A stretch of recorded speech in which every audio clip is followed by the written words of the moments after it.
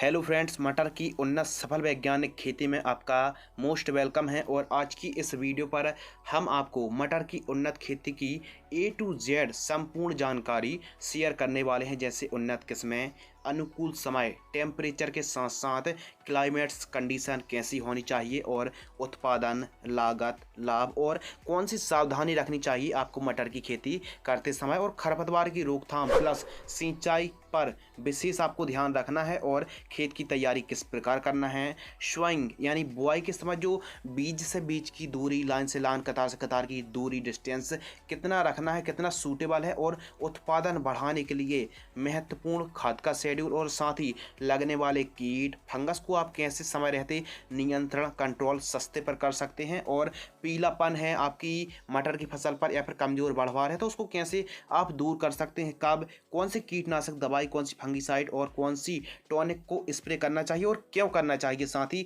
अंगेती बुआई का उचित समय क्या है, यदि आप अर्ली फार्मिंग करते हैं तो उसकी एक्यूरेट जो टाइमिंग है वो कौन सी है। और साथ ही मटर की खेती करते समय आने वाली हर एक समस्या का समाधान और लाइफ साइकिल के साथ साथ मिट्टी की पीएच वैल्यू कितने मायने रखती है। और इस वीडियो के माध्यम से उचित मार्गदर्शन और अनुभवी जानकारी शेयर करेंगे, जिससे आपको मटर की खेती में एक अच्छा मुनाफा प्राप्त होगा। सो फ्रेंड्स, स्वागत है आपका मटर की एक खास पेशकश में, जिसमें आपको बुआई से लेकर हार्वेस्टिंग तक की संपूर्ण जानकारी प्राप्त होगी। मटर रबी सीजन की एक प्रमुख दलहनी क्रॉप है जो 65 से 70 दिनों पर हार्वेस्टिंग के लिए तैयार हो जाती है। मटर की अर्ली फार्मिंग करके भी हमारे किसान भाई काफ़ी अच्छा मुनाफा, काफ़ी अच्छा बेनिफिट कम समय पर कमा सकते हैं। क्या मटर की फसल पर दूसरी सिंचाई बुआई से फ्लावरिंग स्टेज पर करनी चाहिए? यह बात कितनी सही है और कितनी गलत है? एक समस्या और आती है मटर की फसल पर कि बुआई तो हम 80 किलोग्राम बीजों की कर रहे हैं, लेकिन 50 किलोग्राम बीज ही जर्मिनेट हो पा रहे हैं। तो ऐसा क्यों है? जानकारी के लिए इस वीडियो को बिना स्किप किए अंत तक जरूर देखें। नमस्कार दोस्तों, मैं हूं आपका होस्ट एंड दोस्त शिव कुमार, और भाई आप देख रहे हैं एडवांस एग्रीकल्चर यूट्यूब चैनल। चलिए शुरू करते हैं। सर्वप्रथम बात करते हैं अनुकूल समय। कौन सा अनुकूल समय, कौन से वे महीने हैं जब हम मटर की बुआई कर सकते हैं? तो नॉर्मली देखा जाए अक्टूबर और नवंबर महीना मटर की खेती करने के लिए काफ़ी अनुकूल माना जाता है। यदि आप अर्ली बुआई करना चाहते हैं तो जो सही टाइम है 15 सितंबर के आसपास, 15 सितंबर 20 सितंबर के आसपास आप बुआई कर सकते हैं। और वहीं लेट बुआई की बात करें, लेट फार्मिंग की बात करें तो नवंबर एंड तक में भी आप मटर की बुआई कर सकते हैं। मटर की फसल के लिए जलवायु, मिट्टी एंड क्लाइमेट्स कंडीशन। तो जो मटर की फसल के लिए अनुकूल टेम्परेचर है 14-15 डिग्री सेल्सियस से 28-30 डिग्री सेल्सियस का जो टेम्परेचर है काफ़ी अनुकूल माना जाता है। और जो सॉइल है, मिट्टी है, उत्तम जल निकास की व्यवस्था होनी चाहिए। बरसात का पानी खेत में ठहरे ना, जल धारण की क्षमता यानी वाटर होल्डिंग कैपेसिटी अच्छी होनी चाहिए, और उपयुक्त जीवाश्म पदार्थ वाली भूमि पर जिसकी मृदा का जो पीएच वैल्यू है 5.5 से 7.5 के आसपास चल जाएगा। उर्वरा शक्ति, उपजाऊ शक्ति अच्छी हो, एवं काली मिट्टी, काली दोमट, मीडियम हल्की मिट्टी के साथ साथ पीली मिट्टी, जलोढ़ मिट्टी पर आप मटर की खेती सफलतापूर्वक कर सकते हैं। अगले टॉपिक के ऊपर डिस्कस करते हैं खेत की तैयारी यानी फार्म प्रिपरेशन। तो गहराई में चलने वाले तोताहल या प्लाव की बजाय आप मीडियम गहराई में चलने वाले कल्टीवेटर से आपको पहली जुताई कराना है, एवं जो खेत है, मेड़ है, एकदम साफ सफाई होना बहुत ही जरूरी है, खेत खरपतवार मुक्त रहे। बात करते हैं बेसल डोज के बारे में, यानी बुआई करते समय हमको कौन कौन सी खाद देनी है और कितनी मात्रा पर देनी है। यदि आपको यह जानकारी पसंद आ रही है तो वीडियो को लाइक जरूर कर दीजिए, ताकि हम आपको इसी प्रकार कृषि कार्य से जुड़ी जानकारी टाइम पर आप तक पहुंचाते रहें। हम बात कर रहे हैं बेसल डोज के बारे में।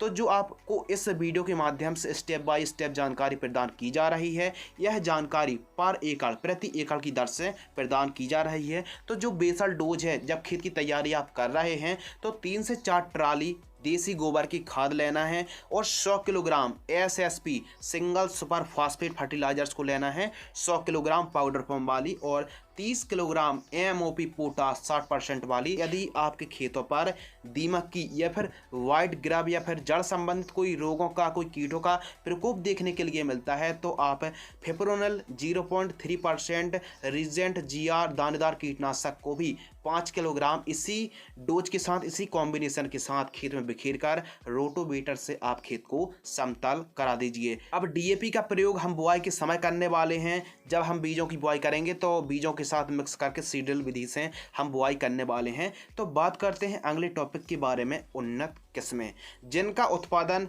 हमारे एरिया पर काफ़ी अच्छा मिलता है और काफ़ी अच्छी वैरायटी वर्ल्ड वाइड, इन वैरायटी का उपज उत्पादन काफ़ी अच्छा मिलता है। तो जो UPL कंपनी की गोल्डन GS10 आती है, ये भी काफ़ी अच्छी वैरायटी है। लेकिन जो यह वैरायटी है यानी UPL की गोल्डन GS10, यह 70-75 दिन की बजाय फर्स्ट हार्वेस्टिंग यह 90-95 दिनों पर फर्स्ट हार्वेस्टिंग यानी फर्स्ट तुड़ाई के लिए तैयार होती है। थोड़ा सा लेट इसकी हार्वेस्टिंग चालू होती है। अगली जो वैरायटी है PSM3, ये भी काफ़ी अच्छी वैरायटी है। AP3 वैरायटी को लगा सकते हैं और इसके अलावा श्रीराम की सलोनी वैरायटी को भी आप लगा सकते हैं। और यदि जो हमने 3-4 वैरायटी के नाम बताए हैं इनसे भी कोई बेस्ट वैरायटी है और आपने अधिकतम मटर की फसल पर कितना उत्पादन लिया है, कमेंट सेक्शन खाली पड़ा है, आप कमेंट्स कर सकते हैं। अनुकूल जलवायु के अनुसार ही उन्नत किस्मों का आपको चयन करना चाहिए। पर एकड़ सीड्स रिक्वायरमेंट, यदि हम 1 एकड़ पर मटर की बुआई कर रहे हैं तो कितना हाइब्रिड सीड्स की आवश्यकता पड़ने वाली है। 60 किलोग्राम से लेकर 80 किलोग्राम के आसपास सीड्स की आवश्यकता पड़ने वाली है यदि हम 1 एकड़ पर बुआई करते हैं। तो यदि हम अर्ली बुआई करते हैं तो 80 किलोग्राम से लेकर 90 किलोग्राम तक सीड्स की आवश्यकता पड़ने वाली है। यदि हम समय से बुआई करते हैं तो 75 से 80 किलोग्राम की दर से सीड्स की आवश्यकता पड़ने वाली है। और वहीं यदि हम मटर की लेट बुआई करते हैं तो हमको लगभग 50 से 60 किलोग्राम की दर से सीड्स की आवश्यकता पड़ने वाली है। बुआई करते समय सीडल पर 50 किलोग्राम DAP मिलाकर हमको बुआई करना है 1 एकड़ की दर से। सोइंग डिस्टेंस, तो हमको बीज से बीज की जो दूरी रखनी है 4 से 5 सेंटीमीटर रखनी है और लाइन से जो लाइन का डिस्टेंस है 30 सेंटीमीटर आप रख सकते हैं। और वहीं गहराई की बात करें तो 5 सेंटीमीटर गहराई पर आप बुआई कर सकते हैं। अगला टॉपिक बीज उपचार यानी सीड्स ट्रीटमेंट। तो बीज उपचार करना बहुत ही ज़रूरी है। क्यों ज़रूरी है? आप देखिए, उन्नत किस्में हाइब्रिड वैरायटी लाते हैं वह ऑलरेडी तो उपचारित हुई रहती हैं, लेकिन यदि हम उनको और उपचारित करते हैं तो जो जर्मिनेशन का परसेंटेज है वो काफ़ी हद तक एनहेंस, काफ़ी ज़्यादा इंक्रीज हो जाता है, जर्मिनेशन काफ़ी अच्छा आता है। तो आपको बीज उपचार करना बहुत ही ज़रूरी है। तो आप बीज उपचार जो कार्बेंडाजिम 12% प्लस मैंकोजेब 63% WP का कॉम्बिनेशन आता है, 1 किलोग्राम बीजों को 5 ग्राम फंगिसाइड से आप उपचारित कर सकते हैं। या फिर आपके खेतों पर जड़ संबंधित कुछ और भी ज़्यादा फंगस देखने के लिए आते हैं तो आप पाराक्लोस्ट्रोबिन और थायोफेनेट मिथाइल का जो कॉम्बिनेशन आता है, जैसे BASF कंपनी की झेलोरा फफूंदनाशक को आप 1 किलोग्राम बीजों को आप 2 ml की दर से उपचारित कर सकते हैं। यदि मान लीजिए कम फंगस आते हैं तो कार्बेंडाजिम प्लस मैंकोजेब से बीजों को उपचार कर लीजिए। और यदि कुछ ज़्यादा ही फंगस की समस्या आती है, जर्मिनेशन में काफ़ी दिक्कत आती है, तो पाराक्लोस्ट्रोबिन और थायोफेनेट मिथाइल का जो कॉम्बिनेशन आता है, इस फफूंदनाशक से आप बीज उपचार करेंगे तो जो जर्मिनेशन है और आगे चल के जो जड़ संबंधित फंगस आने वाले हैं और स्वस्थ ग्रोथ के लिए आप बीज उपचार जरूर करें। बीज उपचार करने से जो जर्मिनेशन परसेंटेज है काफ़ी बढ़ जाता है और स्वस्थ ग्रोथ देखने के लिए मिलता है। उन खेतों पर या फिर वे किसान भाई जरूर बीज उपचार करें जहां पर जड़ संबंधित फंगस काफ़ी ज़्यादा देखने के लिए मिलते हैं। तो बीज उपचार करने से जर्मिनेशन, अंकुरण काफ़ी अच्छा होता है। अगला टॉपिक सिंचाई यानी एरीगेशन सिस्टम। तो पहली सिंचाई बुआई करने की जस्ट बात करना है और लगभग मटर की फसल पर 3-4 सिंचाई की आवश्यकता या फिर ज़रूरत पड़ती है। तो बाद पर दूसरी सिंचाई 12-15 दिनों के अंतराल पर और ठीक इसी प्रकार 15-15 दिनों के अंतराल पर आवश्यकता अनुसार, क्योंकि सिंचाई जो एरीगेशन सिस्टम है ये पूरा का पूरा डिपेंड करता है मिट्टी यानी सॉइल कैसी है। यदि हल्की मिट्टी है तो सिंचाई आपको ज़्यादा करनी पड़ेगी और यदि भारी मिट्टी है तो उस हिसाब से आपको मेंटेनेंस है जो एरीगेशन का सिस्टम का, इसको आपको समय समय पर आवश्यकता अनुसार मटर की फसल पर यानी पर्याप्त मात्रा पर नमी बनी रहे, इस प्रकार आपको सिंचाई करना चाहिए। और यदि आप सिंचाई पर कमी करते हैं तो जो बढ़वार में रुकावट आ जाएगी जिससे प्रोडक्शन में आपको आपको प्रत्यक्ष रूप से रिजल्ट कम प्राप्त होंगे। मटर की फसल पर सिंचाई को लेकर किसान भाइयों पर काफ़ी कन्फ्यूजन रहती है। तो इंटरनेट पर कुछ जानकारी ऐसी भी उपलब्ध है कि पहली सिंचाई आप बुआई के समय करें और दूसरी सिंचाई आप फ्लावरिंग स्टेज पर करें। यह जानकारी गलत है। यदि आप बुआई के समय पहली सिंचाई करते हैं और दूसरी सिंचाई यदि आप फ्लावरिंग स्टेज पर करते हैं तो जो अंतराल है काफ़ी ज़्यादा हो जाएगा, जिससे बढ़वार है ठीक तरीके से जो पौधा है अपनी वनस्पतिक बढ़वार ठीक तरीके से नहीं ले पाएगा। तो आपको जो सिंचाई करना है विशेष रूप से ध्यान रखना है और आपको आवश्यकता अनुसार सिंचाई लगभग 10-12 या फिर 15-15 दिनों के अंतराल पर आपको आवश्यकता अनुसार सिंचाई करना चाहिए। अगला और नेक्स्ट टॉपिक खरपतवार नियंत्रण। तो आप पोस्ट इमरजेंट खरपतवार नाशक का यदि स्प्रे करते हैं तो फसल की उपज काफ़ी कम होने वाली है। वहीं 60 से 70 दिन की तो यह फसल है ही, तो आपको प्री इमरजेंट हार्बिसाइड का स्प्रे करना है। तो आपने जैसे ही बुआई की है उसके 1 से 2 घंटे बाद आप पेंडामेथलिन 30% EC को 1 लीटर 200 लीटर पानी में घोल करके आपको स्प्रे कर देना है। अब जो पेंडामेथलिन है 500-600 रुपये लीटर के आसपास मार्केट में उपलब्ध है 30% वाली। तो आप एक काम करें, आपने बुआई कर दी है, जस्ट उसके 1-2 घंटे बाद 4 घंटे बाद पेंडामेथलिन को 1 लीटर 200 लीटर पानी में घोल करके स्प्रे कर दीजिए और फिर आपको सिंचाई करनी है। अब इससे क्या होगा कि 1 दिन से लेकर यानी बुआई के दिन से लेकर 40 दिन तक जो खरपतवार उगने वाले हैं, चौड़ी पत्ती हो या फिर सकली पत्ती के खरपतवार उगने वाले नहीं हैं। यानी खरपतवार को यह वीट को कंट्रोल करने वाला पेंडामेथलिन का आप प्रयोग कर सकते हैं।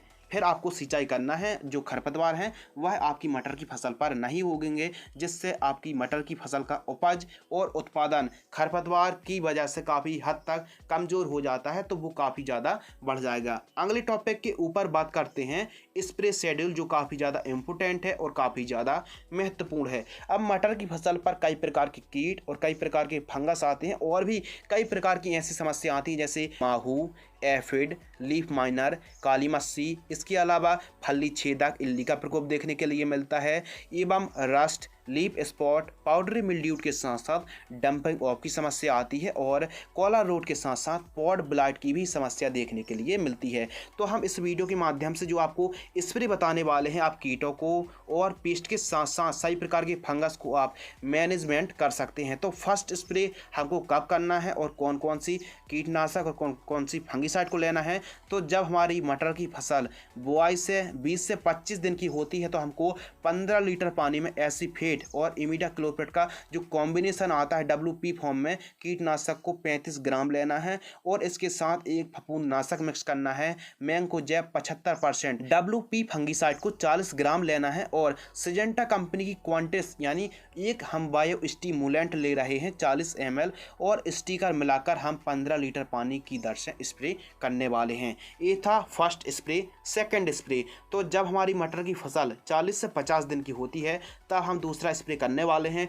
टेबुकोनोजोल 10% प्लस सल्फर 65% WG को हम लेने वाले हैं 40 ग्राम और एम्पलीगो यानी क्लोरेंट्रा नीलिप्रोल और लेमडासालुथ्रिन का जो कॉम्बिनेशन आता है 8 ml लेना है और इसके साथ एक फ्लावर के लिए टॉनिक ले सकते हैं, चाहे तो आप फेंटाक प्लस 10 ml ले लीजिए या फिर आइसा एग्रो की CF-टोन 10L टॉनिक को ले लीजिए 30 ml। किसी एक टॉनिक को मिक्स करके आप 15 लीटर पानी में घोल करके सिलिकॉन चिप को मिला करके आप स्प्रे कर दीजिए। इस वीडियो के माध्यम से हमने मटर की फसल पर 2 स्प्रे के बारे में बताया है। यदि आप अपनी मटर की फसल पर स्प्रे करते हैं तो जो वनस्पतिक बढ़वार है, कीट लगने वाले हैं, कीटों को मुक्त करेंगे, फंगस कंट्रोल कर पाएंगे और जो वनस्पतिक बढ़वार है वो भी काफ़ी अच्छी होने वाली है। लेकिन हमारे किसान भाई पूछेंगे क्या इन 2 स्प्रे के अलावा भी कोई सस्ते स्प्रे हैं जो मटर की फसल पर स्प्रे किए जा सकते हैं? तो जी बिल्कुल हैं, सस्ते हैं और काफ़ी अच्छा भी आपको रिजल्ट मिलने वाला है। तो 15 लीटर पानी में जब आपकी मटर की फसल 20 से 25 दिन की होती है तो कॉर्नफ्लोर 10 ml,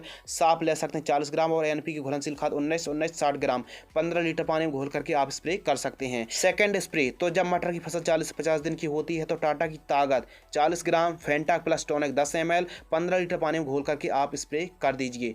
तो आप चाहें तो हमने 2 स्प्रे और भी सस्ते रेंज पर बताए हैं। जो हमने पहले स्प्रे बताए थे वो काफ़ी अच्छे हैं, लेकिन जो हमने सेकंड पर बताए वो भी काफ़ी अच्छे हैं। तो जो आपके पास उपलब्ध हों, जो टेक्निकल आपके पास अवेलेबल हों, आप उनका स्प्रे करके भी काफ़ी अच्छे तरीके से मटर की खेती कर सकते हैं। अगले टॉपिक के ऊपर डिस्कस करते हैं खाद का शेड्यूल यानी फर्टिगेशन शेड्यूल।